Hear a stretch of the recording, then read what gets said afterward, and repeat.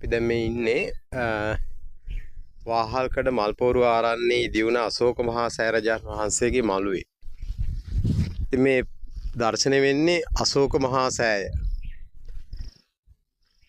අශෝක මහා සෑය මීට අවුරුදු 1කමාරකට විතර කලින් අපි වැඩ ආරම්භ කරලා හිමින් නමුත්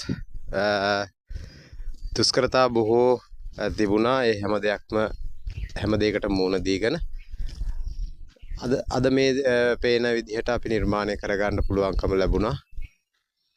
බුදුරජාණන් වහන්සේගේ අනන්ත අප්‍රමාණ බුදුගුණ සඳහා බුදුගුණ උදෙසා උපහාර පිණිස විශේෂයෙන් භාග්‍යතුන් වහන්සේ සියලු ශෝකයන්ගෙන් එතර වුණසේක.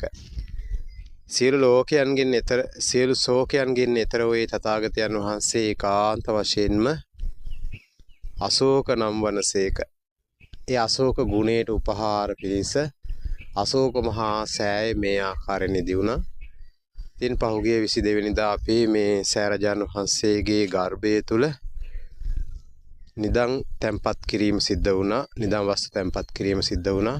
ඉතින් අපි ඉදිරියේදී බලාපොරොත්තු වෙනවා ලබන මාස 23 වෙනිදාට මේ සෑරජාණන් වහන්සේගේ කොත් පැලඳවීම සිද්ධ කරලා ගෞතම බුද්ධ ශාසනය උදෙසා පූජා කරන්නට.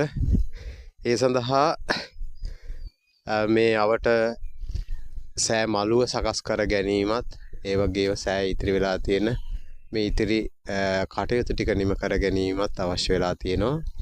ඒ සඳහා මේ වෙනකල් අපිට මේ කටයුතු වල සහ සම්බන්ධ වන හැම දෙනාටම අපි මේ විශේෂ දැනුම් දීමක් සිදු කරන්නේ. අපි එකතු වෙලා මේ කටයුතු ටික සමගියෙන් අවසන් කරලා බුද්ධ ශාසනය වෙනුවෙන් පූජා කරගන්නට උත්සාහවත් වෙමු.